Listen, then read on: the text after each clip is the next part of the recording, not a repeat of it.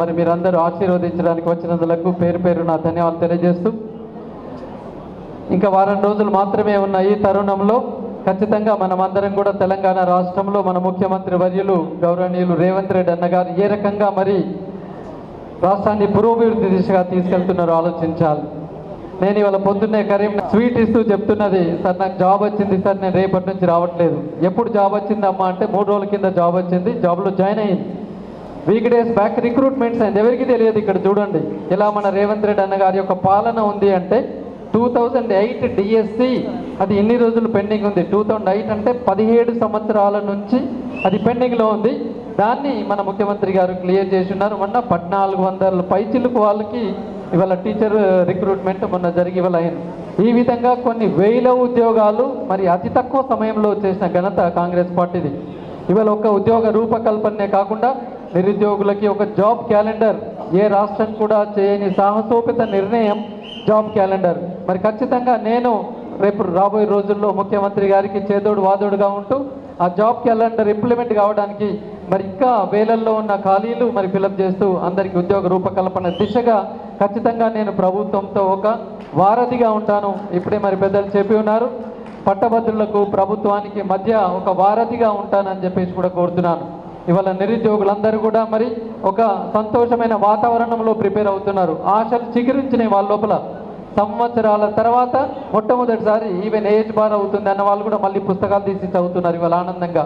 So వారందరూ కూడా కాంగ్రెస్ పాలన పట్ల, రేవంత్ రెడ్డి అనే యొక్క పాలన పట్ల సంతోషం వ్యక్తం చేస్తూ ఖచ్చితంగా మేమందరం మరి కాంగ్రెస్ అభ్యర్థి నరేందర్ రెడ్డి అన్న వెంట ఉన్నామని చెప్పేసి నేను ఎక్కడ వెళ్ళినా కూడా లైబ్రరీ యొక్క సోదరులు నా వెంట వచ్చి మరి ఆశీర్వదిస్తున్నారు. అలాగే ఉద్యోగ సంఘాలు ఇవాళ 1వ తేదీన షార్ప్గా గౌరవ వేతనం రావడం, మరి ప్రమోషన్లు కావచ్చు, ట్రాన్స్ఫర్లు కావచ్చు, 20 సంవత్సరాల పైబడిగా మాకు ఎక్స్పెక్ట్ చేయలేదు అనుకున్నవి కూడా ఇవాళ చాలా క్లారిటీగా జరిగిపోతున్నాయి. ఇవాళ మన యూనివర్సిటీల్లో కూడా డెవలప్మెంట్ మొన్న 10 రోజుల కింద ముఖ్యమంత్రి గారు చెప్పి ఉన్నారు. శాతవాన యూనివర్సిటీలో గవర్నమెంట్ ఇంజనీరింగ్ కాలేజ్ అలాగే లా కాలేజ్ కోర్సెస్ని కూడా శాతవాన యూనివర్సిటీలో తెచ్చినారు. ఖచ్చితంగా నిజామాబాద్ జిల్లా తరఫున నేను రిక్వెస్ట్ చేస్తాను, రేపు పొద్దున ముఖ్యమంత్రి గారిని ప్రభుత్వాన్ని రిక్వెస్ట్ చేస్తాను, శాతవాహన యూనివర్సిటీలో కూడా ఖచ్చితంగా ఇంజనీరింగ్ కళాశాల ఒక లా కాలేజీ తేవడానికి కూడా నేను కూడా మరి ప్రభుత్వంతో ఖచ్చితంగా మరి చేస్తాను. తెలంగాణ యూనివర్సిటీ డెవలప్మెంట్కి నేను చేదోడు వాదోడుగా ఉంటానని చెప్పేసి కోరుతున్నాను. ఇవాళ మన నిజామాబాద్ జిల్లాలో ప్రభుత్వ విద్యా సంస్థలు అన్నీ ఉన్నా మరి ఇవాళ ఆల్ఫోర్స్ అంటే ప్రైవేట్ విద్యా సంస్థ అని కాదు, ప్రైవేట్ విద్యా సంస్థలతో పాటుగా ప్రభుత్వ విద్యా సంస్థలను అన్నింటినీ కూడా మరి వారి స్థితిగతులను మెరుగుపరచడానికి మరి ఒక వారధిగా ఉండడానికి కూడా నేను కృషి చేస్తానని చెప్పేసి కోరుతున్నాను. ఇవాళ మన రాష్ట్ర ప్రభుత్వం అద్భుతంగా అన్ని రంగాల్లో నిరుద్యోగులకు కావచ్చు, ఉద్యోగులకు కావచ్చు, పట్టభద్రులు అంటే వీరే కాదు అన్ని రంగాల్లో ఉన్న పట్టభద్రుల సమస్యను కూడా ప్రభుత్వం ఆలోచిస్తున్నది. ఖచ్చితంగా వీరందరికీ మరి చిత్తశుద్ధితో నేను అందుబాటులో ఉంటూ వర్క్ చేస్తానని చెప్పేసి ఇంతవరకు నేను నా జీవితంలో ఒక వ్యవస్థను ఎలా కాంపిటీషన్గా తీసుకెళ్లాలి, కార్పొరేట్కి ధీటుగా మన తెలంగాణ సంస్థలు ఎలా ముందుకు వెళ్ళాలని ఆలోచించాను. ఈ సందర్భంలో నేను కొన్నిసార్లు మీకు అందుబాటులో ఉండలేకపోవచ్చు, కానీ ఇప్పుడు ఒక ప్రజాప్రతినిధిని ఖచ్చితంగా నేను అందుబాటులో ఉంటాను. ఈవెన్ మా వ్యవస్థల్లో కూడా ఖచ్చితంగా మరి పేద బడుగు బలహీన వర్గాల వారికి ఫీజులో రాయితీలు కల్పిస్తానని చెప్పేసి ఈ సందర్భంగా కోరుతూ మరి ఇప్పటి వరకు 5,000 మంది మా దగ్గర ఉద్యోగులు ఉన్నా మరి రాబోయే రోజుల్లో ఖచ్చితంగా తెలంగాణ ఉద్యోగులందరినీ నేను నా యొక్క కొలీగ్స్గా నేను భావిస్తాను, వారికి అందుబాటులో ఉంటాను. ఇవాళ బీజేపీ శ్రేణులు కావచ్చు, మిగతా శ్రేణులు కావచ్చు, ఓటమి భయంతో ఒక సోషల్ మీడియా దాడి చేస్తున్నారు. ఒక్కొక్కరుగా ఇప్పుడు వాళ్ళ గెలుపు దిశగా కాకుండా నరేందర్ రెడ్డిని ఓడించాలన్న లక్ష్యం పెట్టుకున్నారు. వారు ఎలాగూ గెలుస్తున్నాడు కాబట్టి వారి లక్ష్యం ఏమైందంటే నరేందర్ రెడ్డిని ఓడించడే లక్ష్యంగా రోజుకు కొన్ని వందల నెగిటివ్ రూల్స్ పంపించాలని చెప్పేసి కోట్ల రూపాయలు ఖర్చు పెడుతున్నారు. ప్రత్యర్థులు అందరూ కూడా ఒక తాటి మీదకి వచ్చారు. వారి లక్ష్యం వారి గెలుపు కాదు, మరి కాంగ్రెస్ పార్టీ అభ్యర్థిని ఓడించాలి. కాబట్టి ఇక్కడ ఉన్న కాంగ్రెస్ శ్రేణులు కావచ్చు, మరి ఇక్కడ ఉన్న పట్టభద్రులు కావచ్చు, గమనించండి.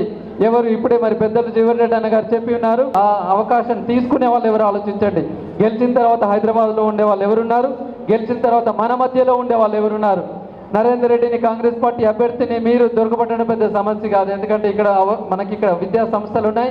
అట్లాగే ఇక్కడ భూపతి రెడ్డి అన్న గారు కావచ్చు, సుదర్శన్ రెడ్డి అన్న గారు కావచ్చు, మరి షబీర్ అలీ అన్న గారు కావచ్చు, ఖచ్చితంగా నేను వారితో చేయి కలిపి వారితో ముందుంటానని చెప్పేసి సందర్భంగా కోరుతుంటున్నాను.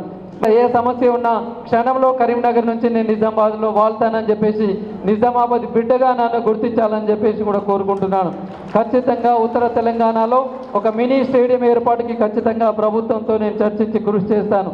మన విద్యా సంస్థలని ఉస్మానియా యూనివర్సిటీకి ధీటుగా చేయడానికి కూడా నేను కృషి చేస్తానని హామీ ఇస్తూ ఇంకా ఎన్నో ఆలోచనలు, ఎందుకంటే 30 సంవత్సరాల నుంచి ఎన్నో రకాలుగా కేజీ నుంచి పీజీ దానిలో అవగాహన ఉన్న నేను రేపు రాబోయే రోజుల్లో న్యూ ఎడ్యుకేషన్ పాలసీ ఇంప్లిమెంట్ కాబోతుంది. అందులో ఎక్కడ ఎవరికి నష్టం జరగకుండా మరి ఖచ్చితంగా దాన్ని ఒక సరైన మార్గంలో ఇంప్లిమెంట్ చేయడానికి ముఖ్యమంత్రి గారితో ప్రభుత్వంతో ఒక సరైన మార్గంలో తెలంగాణ విద్యా రంగాన్ని భారతదేశంలోని అగ్రగామిగా నడపడానికి నా వంతు కృషి చేస్తానని చెప్పేసి కోరుకుంటూ మరి 27వ తేదీన జరగబోయే పట్టభద్రుల ఎమ్మెల్సీ ఎన్నికల్లో మరి మీరందరూ కూడా ఉదయం 8 గంటల నుంచి 3 గంటల వరకే ఉంటుంది.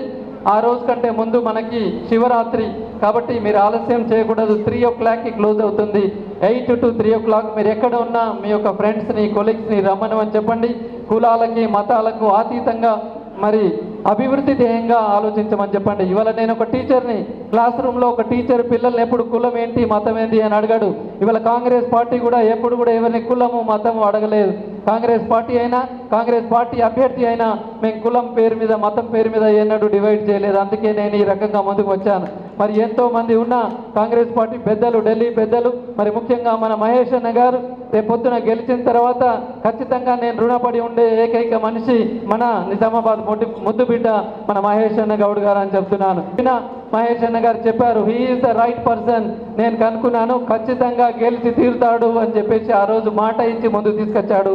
కాబట్టి ఇవాళ మీరందరూ కూడా మనమందరం కూడా మరి మన నిజామాబాద్ ముద్దుబిడ్డ మహేష్ అన్న గౌడ్ గారిని ఖచ్చితంగా రేపు ఎన్నికలు మా అభ్యర్థి మరి నిజానికి నా యొక్క ఆశలను కరెక్ట్గా తీసుకెళ్లాడు, గెలిచాడు అని చూపించాల్సిన బాధ్యత మీ పైన ఉంది. సో బ్యాలెట్ పేపర్లో సీరియల్ నెంబర్ 2లో నా పేరు అల్ఫోర్స్ నరేందర్ రెడ్డిగా ఉంది. దాని పక్కన బాక్స్ ఉంటుంది. ఆ బాక్స్లో 1 అనే నంబర్ తోటి మొదటి ప్రాధాన్యత ఓటు వేయాలి. ఈ 2, 1 దగ్గర దయచేసి మీరు కన్ఫ్యూజ్ కాకూడదు. 1 అనేది మనది కాదు. సీరియల్ నెంబర్ 2లో మన పేరు ఉంటుంది, కాంగ్రెస్ అభ్యర్థి అల్ఫోర్స్ నరేందర్ రెడ్డి. ఆ పేరు పక్కన బాక్స్, ఆ బాక్స్లో 1 నంబర్ వేయాలి. ఇది ప్రియారిటీ నెంబర్ 1 అంటారు.